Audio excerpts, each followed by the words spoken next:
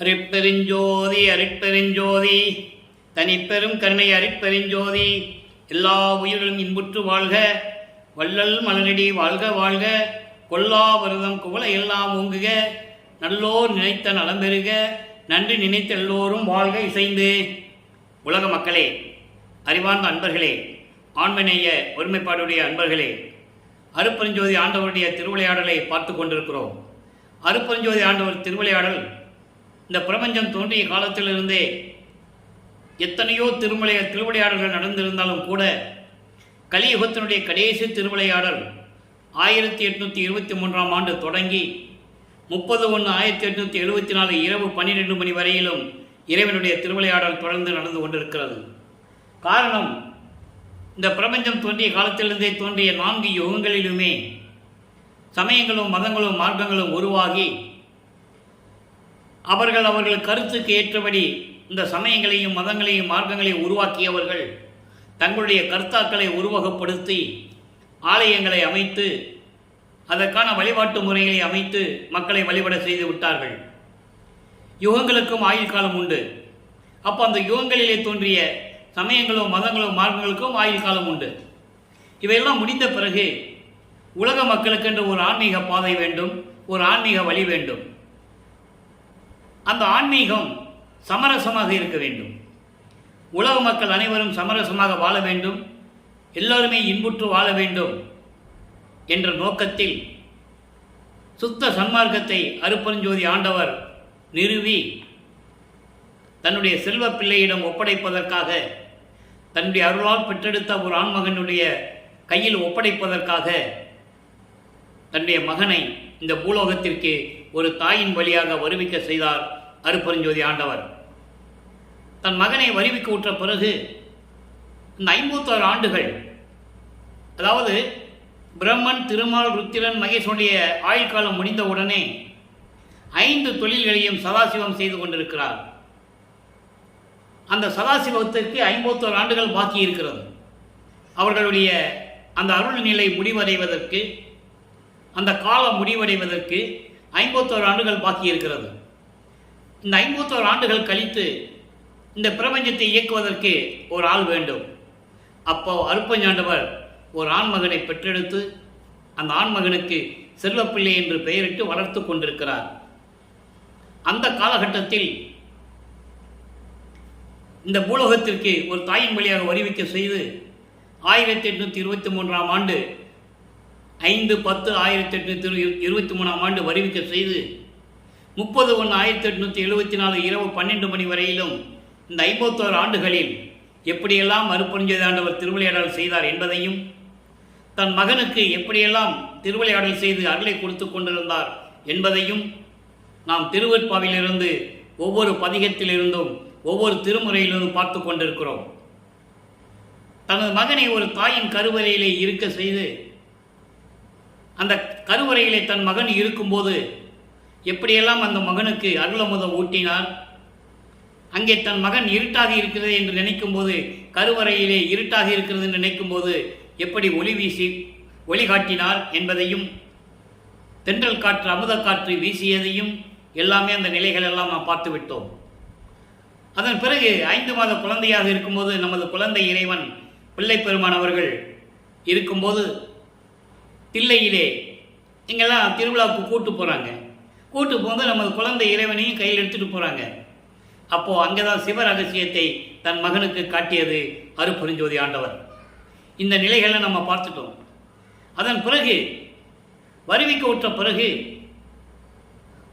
அதாவது 1ஆம் ஆண்டிலிருந்து 8 ஆண்டுகள் வரையிலும் எந்த விதமான அருளையும் தன் மகனுக்கு அவர் கொடுக்கவில்லை. அதனால் நமது பிள்ளை பெருமானவர்கள், நமது குழந்தை இறைவன் அவர்கள் எந்த பாடசாலையில் போய் கல்வி கற்க முடியவில்லை. மனம் இல்லை அவருக்கு. மனம் ஒரு நிலையில் இல்லை. யாரையும் குருவாக ஏற்றுக்கொள்ளுகின்ற மனநிலை அவருக்கு இயற்கையாகவே இல்லை. நல்லா புரிஞ்சுக்கணும் நீங்கள். யாரையும் ஆசிரியராக ஏற்றுக்கொள்ளவும் அவர் மனம் இடம் கொடுக்கவில்லை. தனிமையை நாடுகிறார். அப்போ தான் ஒரு இடம் வேணுங்கிறதுக்காக அங்கே அப்போது சென்னையிலே கந்தகோட்டம் என்ற ஒரு இடத்திலே ஒரு தனிமையான ஒரு கோயில் இருக்காங்க. அங்கே போய் உட்கார்ந்துக்கிறார். தனிமையை நாடுகிறார். அதன் பிறகு காலையில் போக வேண்டியது, இரவு வீட்டுக்கு வர வேண்டியது, சில நேரங்கள் அங்கேயே கூட படுத்து தூங்கிடுவார். காரணம், அந்த மனநிலையில் அவர் இருந்து கொண்டிருந்தார். அதன் பிறகு அவர் பட்ட துன்பங்கள், மன ஏக்கங்கள் எப்படியெல்லாம் இருந்தது என்பதை 9வது ஆண்டில், 9வது ஆண்டு தொடக்கத்தில் இறைவன் அவர் முன் தோன்றி, 9வது ஆண்டு தொடக்கத்தில் தோன்றி, என்னால் வருவிக்கவுற்றவன் மகனே, உனக்கு முன்பருவம் பின்பருவம் காட்டி அருள் செய்வேன் என்று கூறி ஞானத்தை வழங்கிவிட்டு மறைந்து விடுகிறார். அதோடு இவருக்கு ஒரு மறைப்பு நிலையை ஏற்படுத்துகிறார்.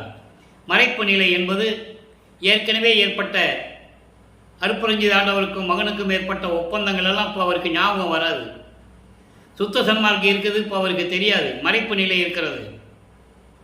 இந்த பிரபஞ்சம் தோன்றிய காலத்திலிருந்தே சுத்த சன்மார்க்கம் இருப்பது யாருக்குமே தெரியாது. எல்லா சைவ சமயத்தின் தலைவனாகிய சிவபெருமானை பல ரூபங்களிலே பல வடிவங்களிலே உருவாக்கி வணங்கி கொண்டிருந்தார்கள்.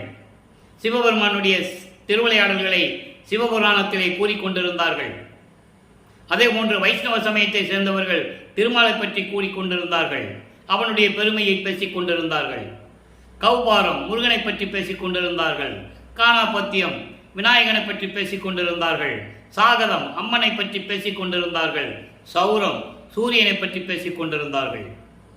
இந்த நிலைகள் எல்லாம் மாற வேண்டும். இறைவன் ஒருவனே என்ற நிலையில் இருக்கும்போது சுத்த சன்மார்க்கம் என்ற ஒரு மார்க்கத்தை அருட்பெருஞ்சாண்டவர் நிறுவி தன் மகனின் கையில் ஒப்படைப்பதற்காகத்தான் இவ்வளவு நிலைகளும் மாறி வரிக்கொண்டிருக்கின்றன. திருவிளையாடல் நடந்து கொண்டிருக்கிறது. இப்போ அந்த வகையிலே பார்க்கும்போது 9வது ஆண்டிலே ஆட்கொண்டு விட்டு சென்று விட்டார் இறைவன். நமது பிள்ளை பெருமானவர்கள் எப்படியெல்லாம் இறைவனிடம் முறையீடு செய்கிறார் என்பதை 1ஆம் திருமுறையிலிருந்து ஒவ்வொரு பதியத்தினுடைய பாடல்களிலிருந்து பார்த்து கொண்டிருக்கிறோம். ஒவ்வொரு 8 ஆண்டுகளிலும் எப்படி திருமுறை உருவாச்சு, எப்படி பாடல்கள் உருவாச்சு, அந்த பாடல்களிலே வல்லப்பெருமான் கூறிய விளக்கங்கள் என்ன என்பதை தான் பார்த்து கொண்டிருக்கிறோம். அந்த வகையில் இன்று பார்க்க வேண்டிய பாடல் திருவருள் முறையீடு. மொத்தம் 232 பாடல்களை கொண்டது. 212வது பாடலை இன்றைக்கி நம்ம பார்க்க போகிறோம். இன்னும் நிறைய பதியங்கள் இருக்குது. அதற்கேற்றபடி விளக்கங்களின் ஏற்றபடி தான் ஒவ்வொரு பதியத்துக்கும் ஒரு தொடர்புகளை நம்ம கொண்டு வந்து பேச முடியும். இன்னும் 1ஆம் திருமுறையில் ஏற்கனவே 4 ஆண்டுகளுக்கு முன்பாகவே திருவடி புகழ்ச்சியுடைய விளக்கத்தை நான் நம்ம யூடியூப்பில் போட்டிருக்கேன். நீங்கள் அந்த விளக்கத்தை பார்த்துக்கலாம். மகாதேவ மாலை 100 பாடலுடைய விளக்கத்தையும் போட்டிருக்கேன், நீங்கள் பார்த்துக்கலாம். அதுக்கப்புறம் இனிமேல் வடிவுடைய மாணிக்க மாலை இருக்குது, எழுத்தறியும் பெருமான் மாலை இருக்குது 2ஆம் திருமுறையில். இப்படி நிறைய விஷயங்கள் நிறைய இருக்குது. இப்போது திருவருள் முறையீடிலிருந்து இந்த பாடலிலிருந்து இப்போ நம்ம விளக்கங்களை பார்க்க போகிறோம். நல்லா கவனிங்க. வல்லப்பெருமானவர்கள் இப்போ 9வது ஆண்டிலிருந்து 16 ஆண்டுகளுக்குள் இருந்து கொண்டிருக்கிறார். அதாவது 2வது 8ல் இருந்து கொண்டிருக்கிறார். 51 ஆண்டுகளை 8 8ஆக பிரித்தோம்னா 6 8 48. அப்போ 3 வருஷம் பாக்கி இருக்கு. அதுதான் மேட்டுக்குப்பத்தில் இருக்கும்போது என்ன நடந்தது என்பதை நம்ம பின்னால் பார்க்க போகிறோம். இப்போது திருவருள் முறையில் பாருங்க. நான்முகத்தோனும் திரு நெடுமாலும் மெஞ்ஞானம் என்னும் மான்முக கண் கொண்டு காணாமல் தம் உருமாறியும் தேன்முக பொன்றை முடியும் செந்தாமரை சேவடியும் ஊன்முக கண் கொண்டு காணாமல் தேடி நின்றார். தேடி நின்றார் சற்று உணர்விலரே. ஊன்முக கொண்டு தேடி நின்றார் சற்று உணர்விலரே. இதில் எவ்வளவு பிரபஞ்சத்தின் உண்மைகள் அடங்கியிருக்குது என்பதை இந்த பாடலிலே நமக்கு அருளியிருக்கிறார்கள். இப்போ பாருங்க. நான்முகத்தோன் என்பது பிரம்மன், நெடுமால் திரு நெடுமால் என்பது திருமால் விஷ்ணு. இந்த பிரம்மனும் விஷ்ணுவும் பிரம்மன் இறைவனுடைய முடியை பார்ப்பதற்காகவும் திருமால் இறைவனுடைய திருவடியை பார்ப்பதற்காகவும் தேடுகிறார்கள். கிடைக்கவில்லை, பார்க்க முடியவில்லை. உடனே உருமாறுகிறார்கள். ஏன் உருமாறுகிறார்கள்? மெஞ்ஞானம் என்னும் கண் கொண்டு அவர்களால் பார்க்க முடியவில்லை. மெஞ்ஞானம் அவருக்கு இல்லை என்று கூறுகிறார். பிரம்மனுக்கும் திருமாலுக்கும் மெஞ்ஞானம் இல்லை என்று கூறுகிறார். மெஞ்ஞானம் இருந்திருந்தால் அந்த மெஞ்ஞானத்திலேயே பார்த்திருக்கலாம். அதான் சொல்றாரு, மெஞ்ஞானம் என்னும் வான்முக கொண்டு காணாமல். மெஞ்ஞானம் இல்லை, அதனால் அவங்கள பார்க்க முடியலன்னு சொல்லி ஆணவத்தோடு எப்படியாவது பார்த்தே ஆக வேண்டும், நமது நிலைமையை புரிய வைக்க வேண்டும், வலிமையை தெரிய வைக்க வேண்டும் என்பதற்காக பிரம்மன் உருமாறுகிறான். வான்முக கொண்டு காணாமல் தம் உருமாறியும். அவர்கள் உருமாறுகிறார்கள். பிரம்மன் அன்னப்பறவையாகவும் திருமால் பன்றியாகவும் உருவம் மாறுகிறார்கள். அதனால்தான் திருமாலுக்கு வராக அவதாரம் என்ற ஒரு அவதாரமே உண்டு. அப்படி உருமாறியும் நின் தேன்முக கொன்றை முடியும். தேன்முக கொன்றை முடி என்பது சிவபெருமானுக்கு ஏற்ற மலர் கொன்றை மலர். தேன்முக கொன்றை முடி என்பது தேன் சொரிகின்ற புத்தும் புது மலர்கள், புத்தம் புது மலர்கள், கொன்றை மலர்களை சூடிய சடையை உடைய இறைவன்.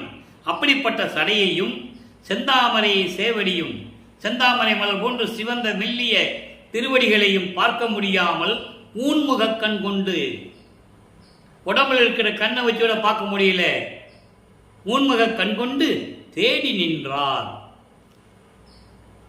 சற்றும் உணர்விலரே, இன்னும் உங்களுக்கு எப்படி இறைவனை பார்க்கணும் உணர்வு இன்னும் தெரியல, இற்றைய பகல் வரை என்று கூறுவார். ஆக பிரம்மனும் திருமாலும் இறைவனுடைய அடியை முடியும் பார்க்கவில்லை என்று கூறுகிறார். அப்படிப்பட்ட இறைவனே, நீ எனக்கு விரைவில் வந்து சற்றும் உணர்வில்லைன்னு சொல்லிட்டார்ல, அவங்களுக்கு உணர்வு இல்லை, எனக்கு உண்டு. முன்னால் நான் வருவிக்க உற்றவன், விரைவில் வந்து எனக்கு அருள வேண்டும் என்று கூறுவார். இதே விளக்கத்தை பல இடங்களிலே வல்லப்பமானம் கருளியிருப்பார்கள். பூத்திடுமவனும் காத்திடுமவனும் புல் விலங்கு உருக்கோடு நேடியும் ஏத்திடு முடியும் கூத்திடு அடியும் இன்னும் காண்கிலர் என்று கூறுவார். பூத்திடுமவன பிரம்மன், காத்திடுமவன திருமால். புல் விலங்கு உருக்கோடு, புல் என்பது பறவை, விலங்கு என்பது பன்றி. இப்படி உருக்கோடு நேடியும் ஏத்திடும் முடியும், ஒப்பற்ற வரங்கள் அளவுக்கு இருக்கின்ற அவருடைய முடியையும் கூத்தாடுகின்ற திருவடியும் இன்னும் பார்க்கலன்னு சொல்லுவார். நிறைய இடத்துல உண்டு பாடல்கள். நெடுமால் பன்றி என நெடுநாள் நேடியும் கண்டறியாத பூங்கலல்கள் சொல்லுவார். அற்புதமாக இருக்கும், நிறைய பாடல்கள் உண்டு. அப்போ இந்த நிலையில் இருக்கின்ற இறைவனே விரைவில் வந்து எனக்கு அருள வேண்டும் என்று கூறுகிறார். இப்போ வல்லப்பமானவர்கள் ஞானத்தை பெற்றுக்கொண்டார். 13வது ஆண்டிலே சென்னையிலே அவர் இருந்த இடத்திலிருந்து, அதாவது ஏழுகிணறு பகுதியிலிருந்து திருவொற்றியூருக்கு நடந்து போகணும். அப்போ அவர் நடந்து தான் போகணும், வேறு வழி இல்லை. அப்போ அவருக்கு எந்த சக்தியும் கிடையாது, பறக்கிற சக்தியோ மறைகிற சக்தியோ, ஒரே நேரத்தில் பல இடங்களில் பல உருவங்கள் இருக்கிற சக்தி அப்போ அவருக்கு கிடையாது. இறைவன் யார் அருட்பெருஞ்சாண்டவனுக்கு தெரியாது, சுத்த சன்மார்க்கருக்கு தெரியாது. சைவ சமயத்தின் தலைவனாகிய சிவபெருமான் தான் இறைவன் என்ற நிலையில் இருந்து கொண்டிருக்கிறார். சிவபெருமான் நமச்சிவாயா, சிவாயனமா, ஓ சிவாயனமா, நடராஜ பெருமான் இப்படியெல்லாம் கூப்பிடுவார். சுத்த சன்மார்க்கத்துக்கு வந்த பிறகு நிலைகள் மாறும், அதை நம்ம போக போக பார்க்க போகிறோம். இப்போ இந்த நிலையில் இருக்கும்போது அவர் மனம் திருவொற்றியூருக்கு செல்லுகிறது. அதாவது இறைவன் தூண்டி விடுகிறார், உள்ளத்தை தூண்டி விடுகிறார், மனதை தூண்டி விடுகிறார், எனது மகனை திருவொற்றியூருக்கு அழைத்து செல் என்று. இப்போ திருவொற்றியூருக்கு போறாரு. முதல் முறையாக நமது குழந்தை இறைவன் 13வது ஆண்டிலே வருவிக்க உற்று 13வது ஆண்டிலே, நான் ஏற்கனவே கூறியது போல வல்லற்பெருமானுக்கு வயது இல்லை. வல்லற்பெருமானை பற்றி பேசும்போது வயதை குறிப்பிட்டு சொல்லவே கூடாது. ஏன்னா அப்படியே சொல்லி சொல்லி பழக்கிட்டாங்க. இப்போ முருகனுக்கு வயசு சொல்கிறாங்களா, விநாயகனுக்கு வயசு சொல்கிறாங்களா? சொல்ல மாட்டாங்க. ஆனால் இவர் மட்டும் ஏன் வயசு குறிப்பிட்டு சொன்னாங்கன்னா, சமயங்களும் மதங்களும் மார்க்கங்களும் சார்ந்து இருந்தவர்கள் அவருடைய இறைநிலையை மறைக்க வேண்டும் என்பதற்காக சொல்ல மறந்து விட்டார்கள் என்பதை விட வேண்டுமென்று சொல்லாமல் விட்டு விட்டார்கள். அவரே சொல்றாரு, நான் ஒவ்வொரு யுகத்தில் இருந்தவன். அப்போ ஒவ்வொரு யுகத்தில் இருந்தால் எப்படி வயசு இருக்கும், அதை நீங்கள் புரிஞ்சுக்கணும். அப்போ அந்த நிலையில் இருக்கும்போது திருவொற்றியூரிலே என்ன நடந்தது? 13வது ஆண்டு திருவொற்றியூருக்கு செல்லுகிறார். அங்கே என்ன நடந்தது? 2ஆம் திருமுறை உருவாகிறது. இதுவரை 2ஆம் திருமுறையிலே 23 பதியங்களை பார்த்திருக்கிறோம். ஒவ்வொரு பதியத்தினுடைய விளக்கங்களையும் நாம் பார்த்து விட்டோம். அதனுடைய சுருக்கம், தியாகராஜ பெருமானை வேண்டுகிறார், முறையீடு செய்கிறார், விண்ணப்பம் வைக்கிறார், ஒரு பிரயோஜனம் இல்லை. அதுக்கப்புறம் திருமுல்லை வாயிலுக்கு போகிறாரு. அங்கே மாசிலாமணி உருகிறாரு. ஒரு பிரயோஜனம் இல்லை. நீ உன்னால் வருவிக்க விட்டவன் நினச்சிட்டு நான் இங்கே வந்தா ஏன் வந்த, எதுக்கு வந்தேன்னு கூட கேட்க மாட்டேன்றேன்னு சொல்லி எல்லாம் பாடுவார். அதெல்லாம் நம்ம பார்த்துட்டோம். திருவள்ளித்தாயத்தில் எப்படியெல்லாம் மனம் உருகி பாடினார் என்றை பார்த்துட்டோம்.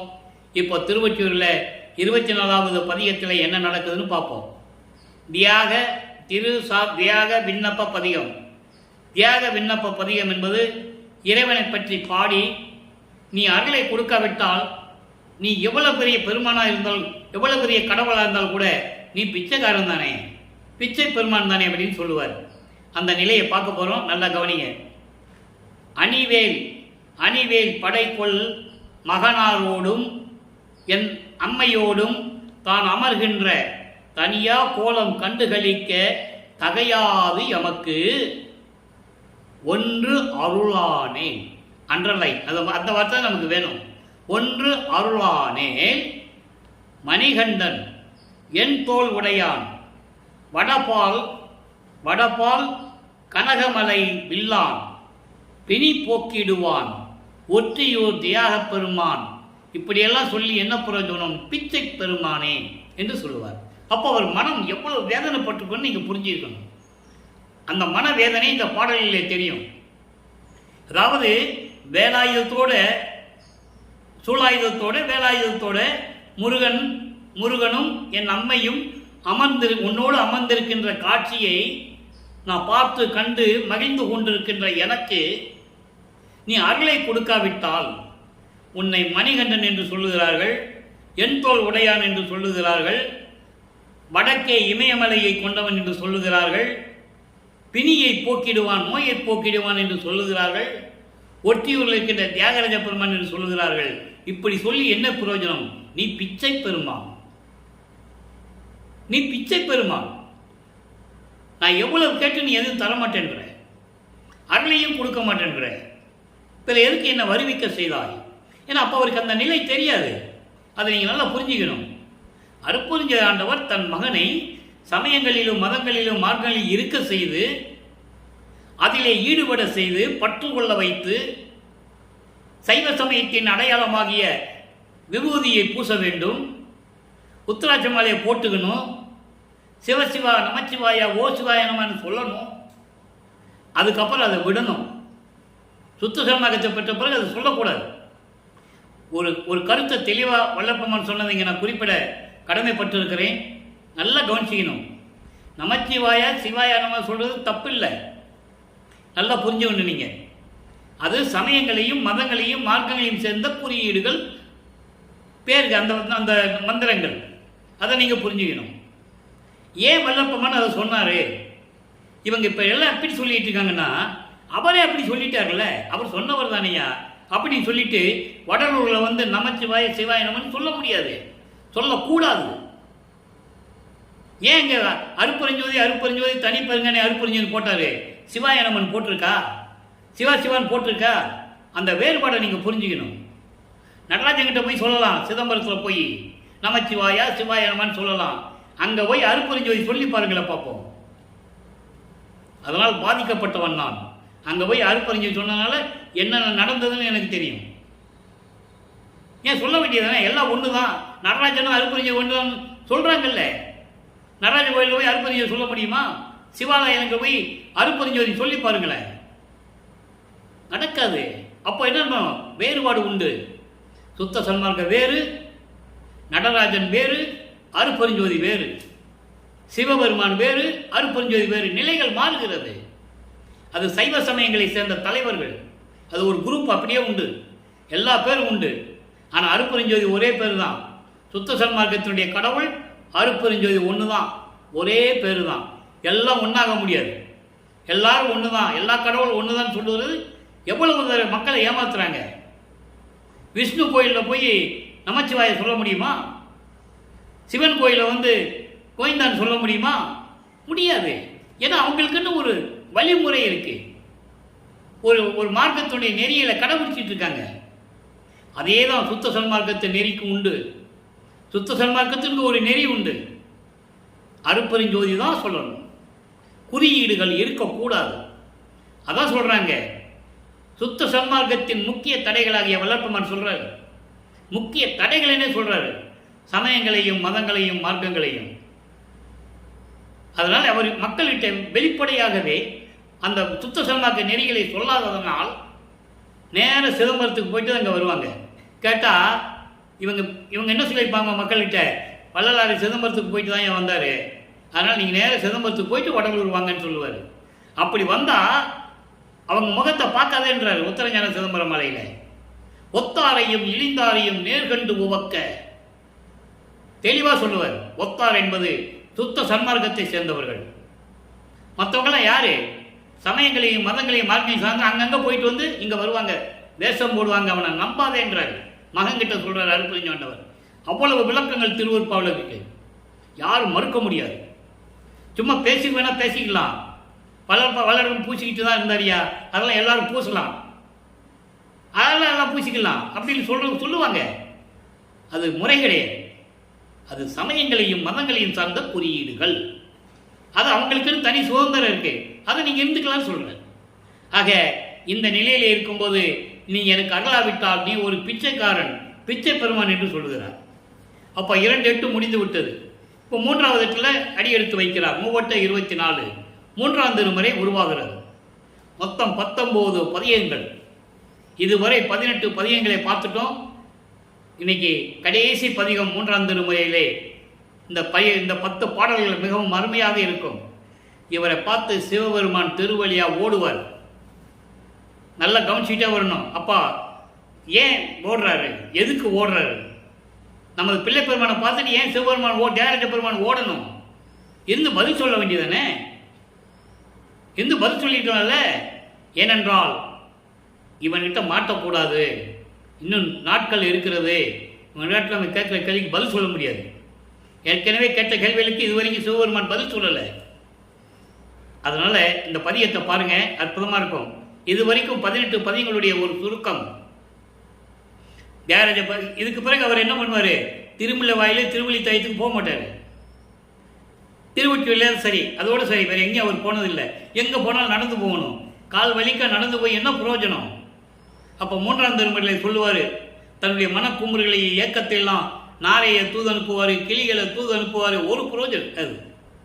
ஒரு புரட்சி பின்னாடி போய் குறி கேட்பார், ஜோசியம் எடுத்து போய் ஜோசியம் கேட்பார். ஒன்றும் நடக்காது. எப்படியெல்லாம் ஏளனங்களையும் இழிவான பேச்சுகளையும் எப்படியெல்லாம் தாங்கி கொண்டிருந்தார் தெரியுமா? நீங்கள் நினச்சி பாருங்களேன். உடம்பு அப்படியே புல்லரிக்கு அப்படியே வேதனையாக இருக்கும். அவ்வளவு துன்பப்பட்டிருக்கார் நம்ம இறைவன். வெளியே சொல்லவும் முடியாது, நான் இறைவன் மகன் சொல்லவும் முடியாது.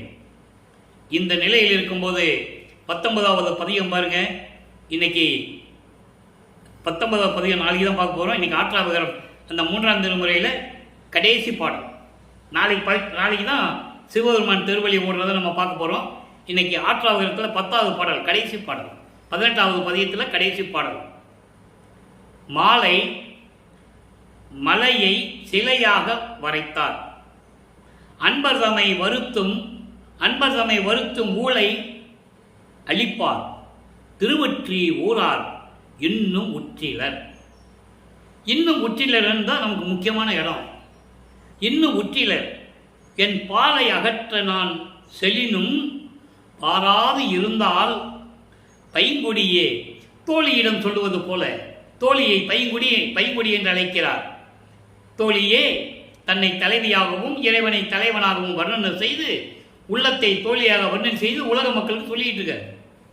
பைங்கொடியே ஏழை அடி நான் என் செய்வேன், என்னை மடவார் இகழாரோ.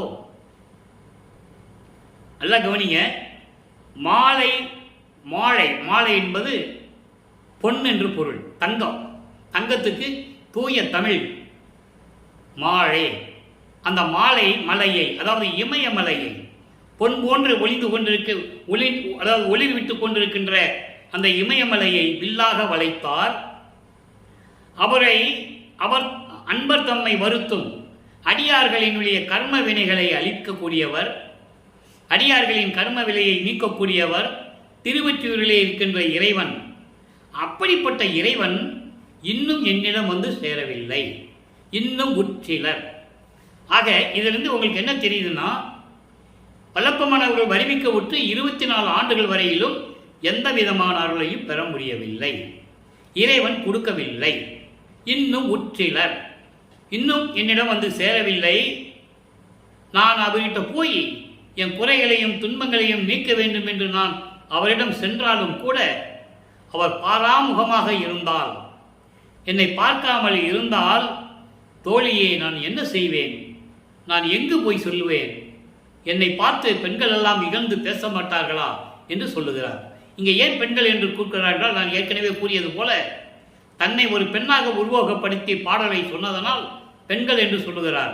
அங்கே மக்கள் என்று நம்ம எடுத்துக்கொள்ள வேண்டும். இதை பார்த்துட்டு இருக்கவங்களாம் என்னை ஏளனமாக பேச மாட்டாங்களா? ஏற்கனவே அவமானங்களை தாங்கிக் கொண்டிருக்கிறேன், இறைவன் வந்து இன்னும் எனக்கு அருளை கொடுக்கவில்லை என்று கூறுகிறார். ஆக வல்லப்பெருமான் அவர்கள் வருவிக்க உற்று 24 ஆண்டுகள் வரையிலும் இறைவனிடமிருந்து எந்த அருளையும் பெற முடியாமல் தவித்துக் கொண்டிருக்கிறார்.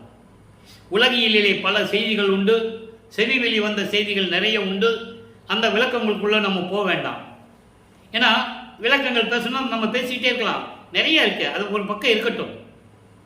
ஏனென்றால் இவருடைய நிலைகளை நாம் திருவருட்பா பாடல்களில் இருந்து உலக மக்களுக்கு சொல்லணும்.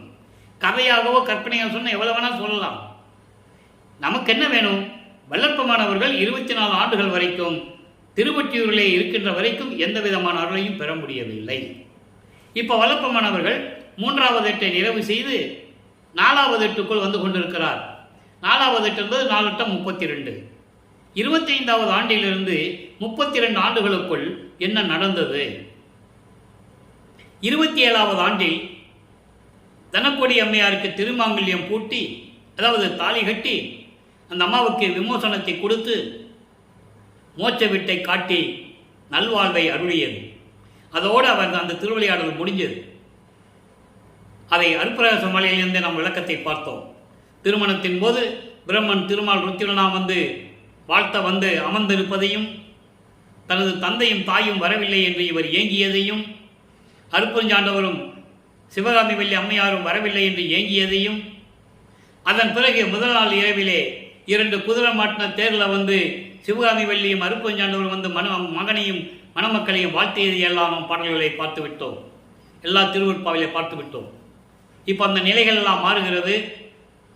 இப்போ 4வது எட்டில் முடிந்த உடனே அப்போ இறைவன் வந்து எல்லா அருளையும் கொடுக்கிறார். ஒவ்வொரு பாடலிலிருந்து பார்த்தோம். கவி தெருவிலே நடந்து வந்து தெருக்கதவை திறந்து ஒவ்வொரு பாடலிலும் எப்படி அருளை கொடுத்தார் என்பதை பார்த்து விட்டோம். இப்போ 32 ஆண்டுகள் நிறைவடைகிறது. வல்லப்பெருமான்கள் வருவிக்க உற்று 32 ஆண்டுகள் நிறைவடைகிறது. இப்போ 5வது எட்டில் 33வது ஆண்டிலிருந்து 40 ஆண்டுகளுக்குள் என்ன நடந்தது என்பதையும் பார்த்து விட்டோம். அங்கே சென்னையிலிருந்து 33வது ஆண்டு தொடக்கத்தில் உலகியலை விட்டு உலக பற்றுகளை நீக்கி சமயங்களையும் மதங்களையும் மார்க்கங்களில் சொல்லப்பட்ட நெறிகளை எல்லாம் விட்டுவிட்டு சரியை கிரியை யோகம் என்ற 12 மதங்களை சார்ந்த மார்க்கங்களை சார்ந்த சமயங்களை சார்ந்த அந்த நெறிகளை எல்லாம் விட்டுவிட்டு எப்படியெல்லாம் தத்துவங்களை கடந்து சுத்த சிவஞான வெளிக்கு சென்று அங்கே சுத்த சன்மார்க்கத்தை பெற்றார் என்பதையும் பார்த்து விட்டோம். இப்போ 41வது ஆண்டிலிருந்து 48 ஆண்டுகளுக்குள் அந்த 8 ஆண்டுகளுக்குள் என்ன நடந்தது என்பதை தான் இப்போ நம்ம பார்த்துக்கிட்டு இருக்கோம். அப்போ சுத்த சன்மார்க்கத்தை அங்கே வாங்கிவிட்டு மகனை வரவேற்கிறார் அருட்பெருஞ்சோதி ஆண்டவர். அங்கே இருக்கின்ற சத்தியஞான சபையிலே சிங்காசனத்திலே அமர வைத்து மணிமுடி சூட்டி சுத்த சன்மார்க்கத்தை கொடுத்து சாகா கல்வியை கற்றுக் கொடுத்து தத்துவ சித்திகளை எல்லாம் கொடுத்து தத்துவ வீட்டில் நம்ம பார்க்க போகிறோம். எப்படி அந்த நிகழ்ச்சின்றதை நம்ம நாளையிலேருந்து அதை பார்க்க போகிறோம். தத்துவ சித்திகளை எல்லாம் கொடுத்து மகனை பூலோகத்திற்கு சென்று வா என்று அனுப்பி விடுகிறார். ஏனென்றால் இன்னும் ஆண்டுகள் இருக்கிறது, இன்னும் 11 ஆண்டுகள் இருக்கிறது. அந்த நிலையிலே வல்லப்பெருமான் அவர்கள் விண்ணுலகத்திலிருந்து பூலோகத்திற்கு வந்து கருங்குழி என்ற இடத்திலே உறைவிடமாக கொண்டிருக்கிறார். இப்போ நம்ம 6வது எட்டில் இருக்கிறோம். 6 8 48. 48 ஆண்டுகளுக்குள் என்ன நடந்தது என்பதை இப்போ நம்ம பார்க்க போகிறோம். ஏற்கனவே பார்த்துக்கிட்டு இருக்கோம். அங்கே கருங்குழியிலிருந்து விடைபெற்று கொண்டு இங்கே பார்வதிபுர மக்கள் தானமாக கொடுத்த இடத்திலே ஒரே நாளிலே தர்மசாலையை 1867ஆம் ஆண்டு அமைத்து அன்றைய அணை அடுப்பை ஏற்றி பசியோடு இருக்கின்றவர்களுக்கு பசியாற்றுகிறார். அங்கே ஜீவகாருண்ய ஒழுக்கம் உருவாகிறது. ஜீவகாருண்ய ஒழுக்கம் என்பது 7 பிரிவுகளாக வல்லப்பெருமானவர்கள் நமக்கு அருளியிருக்கிறார்கள். பசி, பிணி, தாகம், இச்சை, எளிமை, பயம், கொலை. இதில் பசியும் கொலையும் பரஜீவகாரணியம், மீதி எல்லாம் அபஜீவகாரணியம். ஜீவகாரணிய ஒழுக்கம் உருவாகிறது. ஜீவகாரணிய ஒழுக்கத்தை நாம் தனியாக பதிவு செய்ய வேண்டும். அதை நம்ம பின்னால் பார்த்துக்கலாம். இப்போ இறைவனுடைய திருவிளையாடலை மட்டும் போடுறோம். இறைவனுடைய திருவிளையாடல் அதில் ஒரு பகுதி ஜீவகாரணிய ஒழுக்கம். எப்படி தன் மகனுக்கு அறிவுறுத்துகிறார், ஜீவகாரணிய ஒழுக்கம் என்றால் என்ன என்ற நிலையெல்லாம் நம்ம பின்னால் பார்க்க போகிறோம். இப்போ அதை விட்டு 1869ஆம் ஆண்டு, அதாவது இப்போ தர்மசாலையில் வல்லப்பெருமான் இருக்கும்போது என்னென்ன நடந்தது அதான் இப்போ நம்ம பார்க்க போகிறோம். சரியா? அப்போ இந்த நிலைகள் இருக்கும்போது 1869ஆம் ஆண்டு கடலூரிலே மஞ்சக்குப்பம் என்ற இடத்தில் இருந்த நீதிமன்றத்திலே வழக்கு தொடர்ந்தார்கள். சமயங்களையும் மதங்களையும் மார்க்கங்களையும் ஜாதிகளையும் பற்று கொண்டவர்கள் ஆறுமுக நாவலார் என்னுடைய தலைமையிலே நீதிமன்றத்திலே வழக்கு தொடர்ந்தார்கள். திருவருட்பாவை மறு அருப்பா என்று அறிவிக்க வேண்டும் என்றதுதான் வழக்கு. இதுதான் வழக்கு. ஆனால் நீதிபதிக்கு இவர் காட்சி கொடுக்கிறார், விளக்கங்கள் கேட்கிறார். நீதிபதி பதில் கூறுகிறார். நமது இறைவன் வல்லப்பெருமான் அவர்கள் திருவருட்பாதான் மக்களுக்கு ஏற்றது, மறு அருப்பா என்று அறிவிக்க முடியாது என்று தீர்ப்பை அளிக்கிறார். மறுபடியும் இங்கே தர்மசாலையை வந்து உறைவிடமாக கொண்டிருக்கிறார் நமது பிள்ளை பெருமான் அவர்கள். உத்தரஞான சிதம்பரம் மாலை உருவாகிறது. அதனுடைய விளக்கத்தையும் பார்த்துட்டோம். நம்ம பதிவை நீங்கள் தினமும் பார்த்துருந்தா இதெல்லாம் உங்களுக்கு தெரிஞ்சிருக்கும். உத்தரஞான சிதம்பரம் மாலையில் என்னென்ன சொன்னார்ன்னு பார்த்துட்டோம். அங்கே என்ன சொன்னார்னா, ஒரு சின்ன சுருக்கம். இந்த இடம் எப்படி இருக்க போகுது அவருக்கு அப்போவே தெரியும். இங்கே தான் சபையை கட்ட போகிறோன்னு தெரியும். அந்த சபையினுடைய வடிவம் அங்கே இருக்கிறது. பொற்சபை சிற்சபையோட திருச்சிற்றம்பலத்தில் எப்படி இருக்கிறதோ அதே போன்ற சபையை இங்கே உருவாக்க நினைக்கிறார். அப்போ இந்த பெருவெளியை பார்த்துவிடுகிறார். இந்த பெருவெளியை எப்படி பெற வேண்டும் என்று அவருடைய தந்தை அருப்பஞாண்டவரும் இவரும் உரையாடுகிறார்கள். அந்த திருவிளையாடலாம் நம்ம பின்னால் பார்க்க போகிறோம். அது இன்னும் கொஞ்ச நாள் இருக்குது, அதுக்கப்புறம் பார்க்க போகிறோம். இப்போது இங்கே தர்மசாலையில் இருக்கும்போது இறைவனுடைய திருவடி பெருமையை எப்படி கூறுகிறார். இன்னைக்கு 24வது பாடல், 6ஆம் திருமுறை, பதிகம் 80, திருவடி பெருமை, 24வது பாடல். இப்போ வல்லற்பெருமான் அவர்கள் 48 ஆண்டுகளுக்குள் இருக்கிறார். நல்லா இன்னும் 3 வருஷம் பாக்கி இருக்கு. அதை மேட்டுக்குப்பம் போகும்போது நம்ம அந்த விளக்கத்தை சொல்லுவோம். மண் பூதம் முதல் சக்தி வாழணுவில் அணுவாய் இறைவனுடைய திருவடியை சொல்லுகிறார். அவருடைய திருவடி பெருமையை சொல்லுகிறார். இது ஏன் சொல்லுகிறார்னா, இறைவனுடைய திருவடியை யாருமே பார்த்ததில்லை. பார்த்தாதானே இறைவனுடைய திருவடியை பெருமையை சொல்ல முடியும். பார்த்தது இவர் ஒருத்தர் தானே. அது அகவலிலே சொல்லுவார். படிமுடி கடந்தனை பார் இது பாரென அடிமுடிகள் காட்டி அருப்பெருஞ்சோதி. அயனும் மாலும் துருவி நிற்க எனக்கே அடிமொழிகள் காட்டுவித்து அடிமை கொண்ட பதியை சொல்லுவார். பிரம்மனை திருமலை திருவடி முடியை பார்க்க முடியல. ஆக எனக்கு அடிமொழிகள் காட்டுவித்து என்னை அடிமை கொண்ட பதியை என்று கூறுவார். ஆடுகின்ற சேவடிக்கை ஆளானேன், மாளாத யாக்கை பெற்றேன், கூடுகின்ற சன்மார்க்க சங்க நடுவிருந்தே குலாவுகின்றேன். அதை தான் இங்கே சொல்றாரு. எப்படிப்பட்ட திருவடின்னு. அப்படிப்பட்ட வாழணுவாய் மதித்த அதன் உள் ஒளியாய், ஒளிக்குள் ஒளியாய், அதை ஜோதியில் ஜோதி என்று சொல்லுவார். இறைவனே ஜோதி வடிவம், அதனால் ஜோதியில் ஜோதி. அப்படின்னா ஜோதியில் ஜோதினா சிரசு நடுவில் இருக்கின்ற இறைவன். ஜோதி உள் ஒளியாய் என் பூதத்து அவ்வெளிக்குள். எப்படிப்பட்ட இறைவன்னா, ஐம்பூதங்களாகிய நிலம், நீர், நெருப்பு, காற்று, ஆகாயம், இந்த ஐம்பூதங்களையும் கடந்து ஐம்பூதங்கள் முதல் ஒளி அணுவாய், அந்த ஒளி அணுக்குள் ஒளியாய், ஒளிக்குள் ஒளியாய். அதுக்கப்புறம் சொல்ற பாருங்க, என் பூதத்து அவ்வெளிக்குள் இளங்கும் வெளியாய். என் பூதத்து வெளிகள் பரவெளி, பரம்பரவெளி, பராபரவெளி, பெருவெளி, பெருசுகவெளி. பரவெளி என்பது சுத்த தேகத்தை குறிக்கக்கூடியது.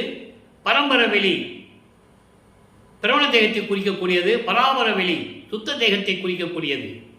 போகா புனல், வேகாக்கால், சாகாத்தலை. சாவே போன் வரும். சாகாத்தலை, வேகாக்கால், போகா புனல். எழுதி பாருங்க, முதல் எழுத்து பாருங்க, சாவே போன் வரும். அதான் மரணமில்லா பெருவாழ்வு.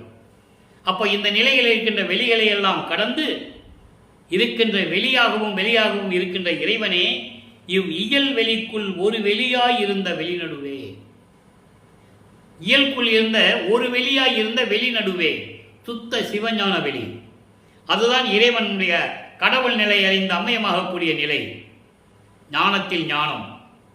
அந்த நிலையில் இருக்கின்ற இறைவனே மண்போல நடம்புரியும் பதப்பெருமை எவரும் பகுத்து உரை முடியாதே. எண்ணி உணர்ந்து கூட சொல்ல முடியாது. அவருடைய திருவடியை யாருமே சொல்ல முடியாது. எப்படிப்பட்ட திருவடி, அருள் நடனம் செய்து கொண்டிருக்கின்ற திருவடி.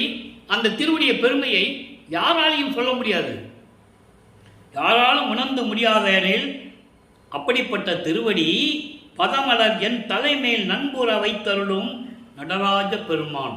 நல்லா கவனிக்கணும். இங்க நடராஜன் பெருமான் சொன்ன உடனே மனசு சிதம்பரத்துக்கு போயிடக்கூடாது. அவன் கர்ம சித்தி உடையவன், அவன் வேற. நடராஜ பெருமான் வெளியே பேர் வச்சுக்கிட்டாங்க. இங்கே நடராஜ பெருமான் என்பது அருப்பெருஞ்சோதி ஆண்டவர். ஏன் இங்க நடராஜ பெருமான் சொன்னாரு? இந்த நடராஜன் இடது காலை தூக்கி வலது காலை ஊனி தான் நடனமாடணும். அருப்பெருஞ்சோதி ஆண்டவர் எப்படி இடது காலை ஊன்றி வலது காலை தூக்கி நடனமாடக்கூடியவர்? எல்லா விளக்கங்களும் திருவிற்பாவிலே உண்டு. அப்போ அப்படிப்பட்ட அருப்பெருஞ்சோதி ஆண்டவர் நல்ல செய்யில் வல்லவம்போ சொல்லுவர் தான் போலி. அப்படிப்பட்ட இறைவனுடைய திருவடியை பதமலர் என் தலைமேல் வைத்து, அதை திருவற்பாவிலே ஒரு இடத்திலே கூறுவார். இவர் ஒரு இடத்துல படுத்திருக்கிறார், அருப்பெருஞ்சாண்டவர் சும்மா படுத்திருக்கிறார். இது ஒரு திருவிளையாடல். எப்படியும் அப்பாவை கூப்பிடணும். அவை ஒரு திருவடியை ஒரு திருநையில் படுத்திருக்கிறார்.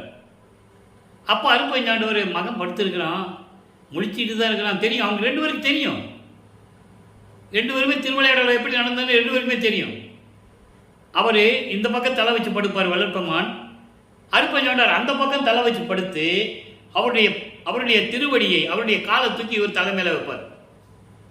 இவர் தட்டி விடுவார், திரும்பி வைப்பார், தட்டி விடுவார். மூணாவது முறை தட்டி விட முடியாது. அந்த நிகழ்ச்சியை திருவற்பாலை அருமையாக சொல்லுவார். எப்படியெல்லாம் எனக்கு அருளை கொடுத்தவர். அதை தான் இங்கே சொல்றாரு. பதமலர் என் தலைமேல் நண்புற வைத்தருளும். நண்புற என்பது அன்போடும் மகிழ்வோடும் பேரன்போடும் நட்போடும் தோழமையோடும் எப்படி வேணா நீங்க விளக்கம் எடுத்துக்கலாம். அப்படி என் தலைமையிலே அந்த பாதத்தை வைத்து அருளக்கூடிய அந்த இறைவனுடைய திருமடியை என்னை தவிர யாரால் சொல்ல முடியும்? யார் வல்லவர்கள்? யாருமே இல்லை என்று கூறுகிறார். இது இறைவனுடைய திருவடி பெருமையை பற்றி கூறுவது. அப்ப இந்த நிலையில் இருக்கும்போது அடுத்த பதியம் உருவாது பாருங்க. 105 புனித குலம் பெருமாறு புகழல். இன்னைக்கு 10வது பாடல், கடைசி பாடல். அந்த பதியத்தில் உலக மக்களை கூப்பிடுறார். புனித குலம் பெருமாறு, சுத்த சன்மார்க்கத்துக்கு வாங்க பெற்றுக்கொள்ளுங்கள் என்று கூப்பிடுறார். அதான் புனித குலம். புனித குலத்தின் தலைவன் அருப்பெருஞ்சோதி ஆண்டவர். புனித குலத்தின் மகன், ஒரே மகன் வள்ளல் பெருமான் என்பதை இங்கே நான் பதிவு செய்ய கடமைப்பட்டிருக்கிறேன். அடுத்து பாருங்க, அந்த பாட்டில் என்ன சொல்றார் பாருங்க. அன்பர்களே, நான் ஏற்கனவே கூறியது போல மற்ற புராணங்களில் இருக்கிற திருவிளையாடல கதை மாதிரிலாம் சொல்ல முடியாது. திருவற்பாவில் பாடலை சொல்லி அந்த பாடலில் எப்படி இறைவனுடைய திருவிளையாடல் நடந்தது அப்படிதான் சொல்ல முடியும். இப்போ பாருங்க, இந்த பாடல் என்ன சொல்றாருன்னு. கரணம் மிக கலிப்புறவே கடல் உலகும் வானும் கதிபதி என்று ஆளுகின்றீர் அதிபதியீர். உலக மக்களை பார்த்து சொல்றாரு. எப்படி சொல்றாரு? கரணம் என்பது மனம், தேகம் என்று கூட சொல்லலாம். மனம், தேகம், உடம்பு என்ன வேணா சொல்லலாம். இந்த மனம் இந்த உடம்பு மிகவும் மகிழ்வோட பூலோகத்திலும் விண்ணுலகமும், அதாவது இந்த பூலோகமும் இந்த விண்ணுலகம் நமக்காக தான் படைச்சிருக்கு அப்படின்னு சொல்லி நீங்க அதிபதியா நினைச்சுக்கிட்டு சந்தோஷமா இருந்துகிட்டு இருக்கீங்க. சொல்ற அர்த்தம் புரியுதுல உங்களுக்கு? அதாவது கரணம் மிக ஒரு கலிப்புறவே கடல் உலகு, கடல் உலகன்னா பூலோகம், வானும் விண்ணுலகமும், வானும் விண்ணுலகமும் உங்களுக்கு அடிமை, உங்களுக்கு அடைக்கலம் என்று நினைத்து கொண்டு மகிழ்ந்து கொண்டு இருக்கிறீர்கள் உலக மக்களே நீங்கள் தான் அதிபதி என்று நினைத்துக் கொண்டிருக்கிறீர்கள். அப்படி அல்ல. நீதி மரண பயம் தவிராதே வாழ்வில் என்ன பயனோ? மரண பயத்தை தவிர்க்காமல் நீ வாழ்ந்து என்ன பிரயோஜனம்? மரணம் வந்து விடுமே, செத்து விடுவாயே. அப்போ மரணம் இல்லா பெருவாழ்வு எப்படி உனக்கு கிடைக்கும்? என்ன பயன்? நீங்க வாழ்ந்து என்ன பயன்? இப்ப பாருங்க, கேட்கிறாரு, மயங்காதீர் மயங்காதீர் உயங்காதீர். வருத்தப்படாதீங்க, வருத்தப்படாதீங்க, சஞ்சலப்படாதீங்க, மயங்காதீங்க, வந்துடுமின் ஈண்டே. சீக்கிரம் வாங்கன்னு சொல்றார். சுத்த சன்மார்க்கத்துக்கு இப்போதே வந்துடுங்க. ஏன்னா இறைவன் வருகின்ற நேரம் வந்து விட்டது. காலம் தாமதம் செய்ய வேண்டாம். இது பேர் உபதேசத்தை கூறுவார். நம்ம அந்த விளக்கத்தை பார்க்கும்போது அங்க ரொம்ப விரிவா நம்ம பார்க்கலாம். இப்போ அதை சொல்ற, வந்திடுகள் இப்பொழுதே திறனமும் ஓர் ஐந்தொழிலை செய்ய ஒளி வழங்கும் சித்திபுரம். நான் ஏன் இங்க சொன்ன முதலே நீங்க புரிஞ்சுக்கணும். இது எல்லாம் எப்ப நடக்குதுன்னா தர்மசாலையில் இருக்கும்போது நடக்குதுன்றதை நீங்க தெரிஞ்சிருப்பீங்க. சித்திபுரம், வடலூர், இங்க தர்மசாலை இருக்கிற இடம். எப்படி? திறனமும் ஓர் ஐந்தொழில் புரியும். ஒரு துரும்பு கூட இறைவன் அருள் இருந்தால் ஒரு துரும்பு கூட ஐந்தொழிலை செய்யும். அப்படிப்பட்ட இடம் அது. ஒளி வழங்கும் சித்திபுரம் என ஓங்கும் உத்தர சிற்றவையில். அப்படிப்பட்ட இந்த இடத்தில் இருக்கின்ற இந்த இடம் சரணம் என கழித்து என்னையும் தானாக்க எனது தனித்தந்தை வருகின்ற தருணம் இதுதானே. அருள் ஓங்கி விளங்கக் கொண்டிருக்கின்றது சித்திபுரம். இந்த சித்திபுரத்துக்கு இறைவன் வருகிறார். எப்படி? என்னை தானாக்க எனது தனித்தந்தை வருகின்ற தருணம் இதுதானே. வருகிறார், தானாக்க வருகிறார். ஆனா தானானது எங்கே? அங்கே வடலூர்ல. இப்ப நம்ம இறுதி கட்டத்தில் இருந்துகிட்டு இருக்கோம். 48 ஆண்டினுடைய இறுதி கட்டத்தில் வல்லற்பமான உலக மக்களுக்கு என்ன சொன்னார் என்ற கட்டத்தில் இருந்துகிட்டு இருக்கோம். என்னை தானாக்க இறைவன் வருகின்ற தருணம் வந்துவிட்டது. எல்லாரும் வாங்க, சுத்த சன்மார்க்கத்தை சேர்ந்துக்கங்க. மரண பயமே இருக்கக்கூடாது. அதை ஜீவகாருண்ய ஒழுக்கத்தில் சொல்லுவார். அந்த விளக்கத்தை நம்ம பார்க்க போறோம். பயம்னா என்ன? அப்படி இந்த நிலையில் இருக்கும்போது நீங்கள் சுத்த சன்மார்க்கத்தை பெற்றுக்கொண்டு நீங்கள் மரணமில்லா பெருவாழ்வில் வாழ வேண்டும். உலக மக்களே எல்லாரும் ஒன்று திரண்டு வாருங்கள் என்று அறைகூவல் விடுகிறார். சுத்த சன்மார்க்கத்துக்கு வாங்கன்னு சொல்றார். அப்ப இந்த நிலையில் இருக்கும்போது அங்கே அடுத்த பதிகத்திலே சுத்த சிவநிலையிலே 25வது பாடல். நல்ல கவனிங்க. இங்க இறைவன் நான் தானாக்க வருகிறான்னு சொல்லிட்டாரு. அங்கே மேட்டுக்குளத்தில் போகும்போது என்ன சொல்வார் தெரியுமா? நான் தானானான், ஆனான் என்று சொல்லிடுவார். அப்ப அது நிகழ்ந்தது அங்க. அப்ப அந்த விளக்கங்கள் அங்க வரும் உங்களுக்கு. நான் தானானான், தான் நானானான், நானும் தானுமானோம், ஒன்றானோம், தேனானான். அழகா சொல்லுவார். ஞானம் மணிமண்டில் ஆடுகிறான், இப்படியெல்லாம் சொல்லுவார். தேனானான், கோணானான், இப்படியெல்லாம் சொல்லுவார் தெரியுமா? அந்த நிலையெல்லாம் நம்ம பின்னால் பார்க்க போகிறோம். அப்போ உலக மக்களுக்கு சொல்கிறாரு, உலக மக்களே சீக்கிரம் சுத்த சன்மார்க்கத்துக்கு வாங்க, இப்போதே வந்துடுங்க, இறைவன் வந்துட்டாரு, வருகின்ற நேரம் வந்துடுச்சு, சீக்கிரம் வாங்கன்னு சொல்கிறார். இப்போ சுத்த சிவநிலையில் என்ன சொல்கிறாரு? 25வது பாடல். நாடுகின்றது என் பெருமான் நாட்டமதே, நான் உலகில் ஆடுகின்றது என் தந்தை அருள் ஆட்டமதே, பாடுகின்ற பாட்டெல்லாம் அன்பளவான் பாதமலர் பாட்டே, நீட்டு எல்லாம் ஆங்கு அவன்தான் நீட்டு. இதனுடைய விளக்கம் பாருங்க.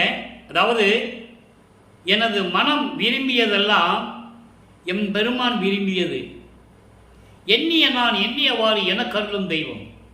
அரிஜோதி நிலையில் ஒரு பாட்டில் 5வது வரியில் சொல்லுவார். ஏன் அகவலே சொல்லுவார், எப்படி என் மனம் இங்கு விளைந்தான் அப்படி அழைத்தாரு பெருஞ்சோதி, அப்படிலாம் சொல்லுவார். அப்போ நம்ம என் மனசு என்ன நினைச்சதோ அதெல்லாம் என் பெருமானுடைய மனம், நான் விரும்பியதெல்லாம் என் பெருமான் விரும்பியது. நான் அதுக்கப்புறம் சொல்றது, நான் உலகில் ஆடுகின்றது என் தந்தை அருள் ஆட்டமதே, நான் இந்த பிரபஞ்சத்தை இயக்குகிறது என் தந்தையினுடைய திருவிளையாடல். என் தந்தை உள்ளத்திலிருந்து கூறுகிறான், நான் செயலாக்குகிறேன். சொல்லிட்டாரா? வருவித்த வண்ணமும் நானே, இம்மாநிலத்தை செய்யும் வண்ணமும் நானே. தெளிவா சொல்லுவார். நான் எதுக்காக வருவிக்க உற்றேன்?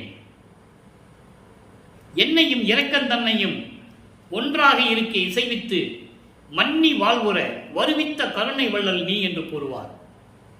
உயிர் நேயம் இருக்க வேண்டும், உயிர் இறக்கவிருக்க வேண்டும், ஜீவகானிய ஒழுக்கத்தை உலக மக்களுக்கு தெரிவிக்க வேண்டும் என்ற நோக்கத்திற்காக என்னை இந்த உலகிற்கு பூலகிற்கு வருவிக்க செய்த கருணை வள்ளல் அல்லவா நீ. தெளிவாக சொல்லுவார். அப்போ என்ன செய்யணுமோ, வள்ளலார் பிறந்தான்னு சொல்லக்கூடாது. வள்ளலார் பிறந்தாரு, அவதரித்தாரு அப்படின்னு சொல்லவே கூடாது. வருவிக்க உற்றவர். பிறந்தவருக்கும் அவதரித்தவனுக்கும் இறப்பு உண்டு, பிறப்பு உண்டு, இறப்பு உண்டு. வருவிக்க உற்றவனுக்கு கிடையாது, கடவுள் நிலையது. ஆக அப்படியெல்லாம் நான் செய்கின்ற செயல்களெல்லாம் என் தந்தையினுடைய திருவிளையாடல்களே.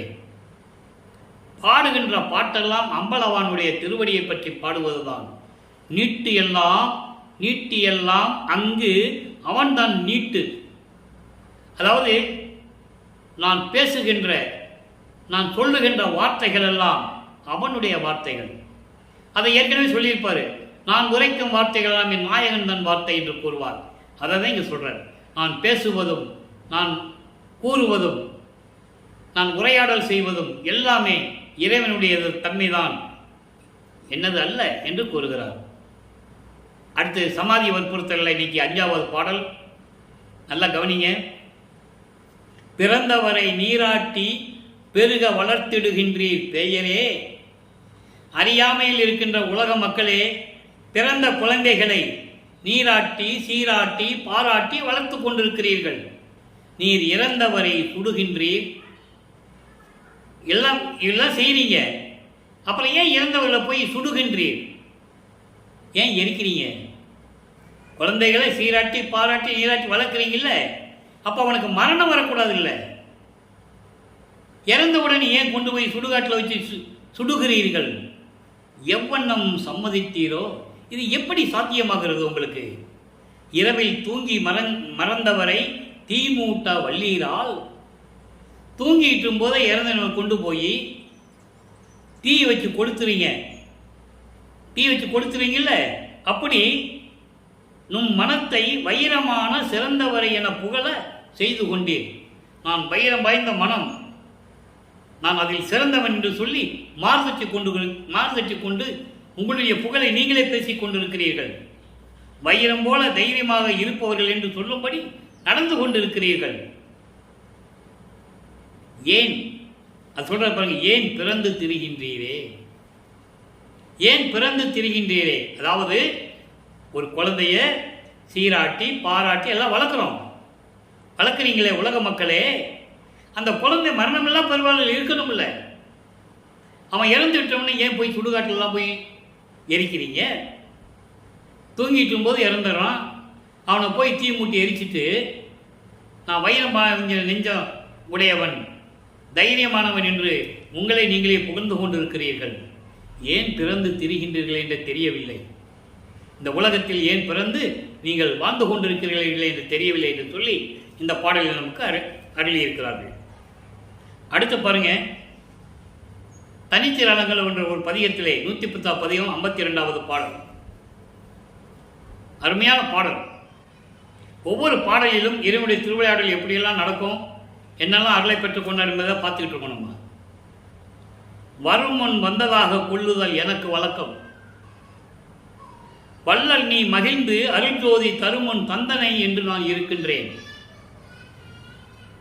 தந்தை நீ தரல் சத்தியம் என்றே குருமுன் பொய்யுரை கூறலேன். இனி குவளைத்திடைனா இந்த உலகத்தில் கவலையை தரியே திருமுன் விண்ணப்பம் செய்தனன் கருணை செய்க வாழ்க நின் திருப்புகழ் புகழே, திருவருள் புகழே. அதாவது இன்பம் வருவதற்கு முன்பே நான் இன்பமாக இருக்கப் போகிறேன் என்று நினைப்பது என்னுடைய வழக்கம். உலகில் அப்படிதான் நினைக்கணும். எல்லாரும் துன்பப்படும் போது நமக்கு இன்பம் வந்தாச்சு, இனிமேல் வரும் என்ற நிலையில் இருக்கணும்னு சொல்றாரு. அதே போல நீ மகிழ்ந்து அல்ஜோதி தரும் முன்னாலேயே நீ தந்து விட்டாய் என்று நான் மகிழ்ந்து கொண்டிருக்கிறேன். இன்னும் தரல, ஆனால் நீ தந்துட்டேன்னு சொல்லி நான் மகிழ்ச்சியோடு இருக்கிறேன். அப்படி இருக்கும்போது நீ கொடுப்பது சத்தியம்தான். தந்தை நீ தருதல் சத்தியம் என்று நான் கூறுகிறேன். குரு முன்னால் பொய் சொல்ல முடியுமா? சொல்றாரு, குருமன் பொய்யுரை கூறலே. உன் முன்னால் நான் பொய் சொல்ல முடியுமா? இனி இக்குவலயத்திடை, இனி இந்த உலகத்திலே உன்னால் வருவிக்க விட்டு இந்த பூலோகத்திலே கவலையை தரியேன். இனிமேல் கவலை வருவதை, கவலையோடு இருப்பதை என்னால் சகித்துக் கொள்ள இருக்க முடியாது. துன்பப்பட முடியாது, துயரப்பட முடியாது. இனிமேல் திருமண் விண்ணப்பம் செய்தனன், உன் முன்னால் விண்ணப்பம் செய்கிறேன், கருணை செய்க, கருணையோடு எனக்கு அருள் கொடுப்பாயாக, வாழ்கனின் திருவருள் புகழ் அப்படின்னு சொல்லி இந்த பாடல் நமக்கு அருளியிருக்கிறார்கள். இப்போ மெய்யருள் வியப்பில் ஒரு பாடல், 61வது பாடல், 112வது பதிகம். நல்லா கவனிங்க. அருளும் பொருளும் பெற்றேன் அடியனாகி நானுமே, அஞ்சேன் மாயை வினைகட்கு ஒரு சிற்றவளை ஏனும், இருளும் நிறத்து கூற்றை புரத்தி அருள் சிற்றோதியே எந்தன் அகத்தும் புறத்தும் விளங்குகிற வாதியே. இது பாடல். இப்போ இந்த பாடல் என்ன சொல்றாருன்னா, அருளும் பொருளும் பெற்றுவிட்டேன், என்னை அடியனாக்கினாய், நானும் உன்னுடைய அருளையும் பொருளையும் பெற்றுவிட்டேன். இதை அழகாக சொல்லுவார் ஒரு பாட்டில். இந்த அருள் என்பது இறைவனுடைய அருள் வல்லமை மட்டுமல்ல, இந்த பூலோகத்திலே இருக்கின்ற அந்த அவத்தைகள் இருக்கிறதே எல்லாவற்றையும் நீக்குவது, பிறப்பு இறப்புகளை எல்லாம் நீக்குவது. அருள் எல்லா அருளையும் சேர்ந்தது தான். ஆனால் முக்கியமானது பிறப்பு இறப்பையும் நீக்குவது. அந்த அவத்தை என்று கூறுவார், அவத்தை நீக்கினேன் என்று கூறுவார், 7 உலக அவத்தை விட்டு நீங்கினேன் என்று கூறுவார். அகவலில் அந்த பாடல் உண்டு. ஊர்வன பரப்பன உருவன நடப்பன ஆறுற காத்தவர்கள் அருப்பெருஞ்சோதி சொல்லுவார். அதாவது ஊர்ந்து செல்லக்கூடிய உயிரினங்கள், பறந்து செல்லக்கூடிய உயிரினங்கள், நடந்து செல்லக்கூடிய உயிரினங்கள், உருவன என்பது தாவரங்கள், அதுபோல மனிதன், தேவர்கள், அரக்கர்கள். இந்த 7 வகையான பிறப்பு இறப்பிலிருந்து நீக்கிய அந்த நிலை இருக்குது பார்த்தா, அதான் உன்னதமான அருள். அதை தான் சொல்றாரு, மரணமில்லா பெருவாழ்வு. அப்படிப்பட்ட அருளையும் அருள் செல்வங்களையும் பெற்றுவிட்டேன், அடியனாகி நானுமே. அடியனாக்கினாய், அந்த பாடல். அன்றே என்னை அடியனாக்கி ஆண்ட ஜோதியே, அதெல்லாம் பார்த்துட்டோம் நம்ம. அதன் பின் பிள்ளையாக்கி இங்கு அருள் அளித்த ஜோதியே, நன்றே மீட்டு நேயனாக்கி நயந்த ஜோதியே, நானும் நீயும் ஒன்றென உரைத்து நல்கும் ஜோதியே. அந்த விளக்கங்களை நம்ம பார்த்துட்டோம். அப்போ இந்த நிலையில் இருக்கும்போது எல்லாத்தையுமே நான் வாங்கிட்டேன், இனிமேல் நான் பயப்பட மாட்டேன். மாயை வினைகளுக்கு ஒரு சிற்றழுதனுமே. மாயைகளையும் மயக்கங்களையும் வினைகள் ஊழ்வினைகள், சஞ்சீதம், பிராரத்தம், அகாமியம் என்று கூறுவார். 3 நிலைகள் இருக்கின்ற ஊழ்வினைகள். சஞ்சீதம் என்பது பல பிறவிகளிலே ஏற்பட்டது. பிராரத்தம் என்பது போன நிலைகளிலே ஏற்பட்டது, போன பிறவியிலே ஏற்பட்டது. அகாமியம் என்பது இன்னுமே வரக்கூடிய, தெரிஞ்சோ தெரியாமலேயோ இப்போ செய்கிறோமே அந்த செயலில் ஏதோ கர்ம வினைகள் ஏற்படும். இப்படி வினைகள் எல்லாம் ஒரு சிற்றளவு கூட, சிற்றளவிலேனும் இருளும் நிறத்து கூற்றை துரத்தி, இருளும் நிறத்து கூற்றை துரத்தி என்றால் கொடிய பயமுறுத்தக்கூடிய, மரண பயத்தை கொடுக்கக்கூடிய அந்த நிலைகளை எல்லாம், அந்த மரணத்தை துரத்தி அருள் சிற்ஜோதியே, மெஞ்ஞான கடவுளே, அப்படிப்பட்ட இறைவனே, எந்த அகத்தும் புறத்தும் விளங்குகின்ற வாதியே, என் உள்ளத்திலும் வெளிப்புறத்திலும் விளங்கிக் கொண்டிருக்கின்ற இறைவனே, அருப்பெருஞ்சோதியே என்று சொல்லி இந்த பாடலை நமக்கு அருளியிருக்கிறார்கள். எனவே அன்பர்களே, இன்று நாம் பார்த்த அருப்பெருஞ்சோதி திருவிளையாடலிய விளக்கத்தை நீங்கள் பார்த்து ரசித்திருப்பீர்கள், கேட்டு ரசித்திருப்பீர்கள். நீங்களும் சுத்த சன்மார்க்கத்தில் இணைந்து, சுத்த சன்மார்க்கம் என்பது கொலையும் புலையும் தவிர்ப்பது, உயிர்களை கொலை செய்யக்கூடாது, அந்த பிண்டங்களை, அந்த உயிர்களை கொலை செய்து அந்த பிண்டங்களை உணவாக எடுத்துக்கொள்ளக்கூடாது, அந்த நிலையில் இருந்து கொண்டு உயிர் மீது இரக்கம் கொண்டு ஜீவகானிய ஒழுக்கத்தோடு சைவ நிலையில் இருந்து கொண்டு இறைவனை வணங்கி இறைவனுடைய அருளையும் செல்வங்களையெல்லாம் பெற்று இந்த வையகத்திலே நீங்கள் வாழ்வாங்கு வாழ வேண்டும் என்று இறைவனுடைய அருளாலும் வாழ்த்தி விடைபெறுகிறேன். இந்த வள்ளலார் ஒளியன். மீண்டும் நாளை சந்திப்போம். நன்றி, வணக்கம். அருட்பெருஞ்சோதி அருட்பெருஞ்சோதி, தனிப்பெரும் கருணை அருட்பெருஞ்சோதி. நாளையும் இறைவனுடைய திருவிளையாடல் தொடரும். கண்டு மகிழ்ந்து இறைவனுடைய அருளை பெற்றுக்கொள்ளுங்கள்.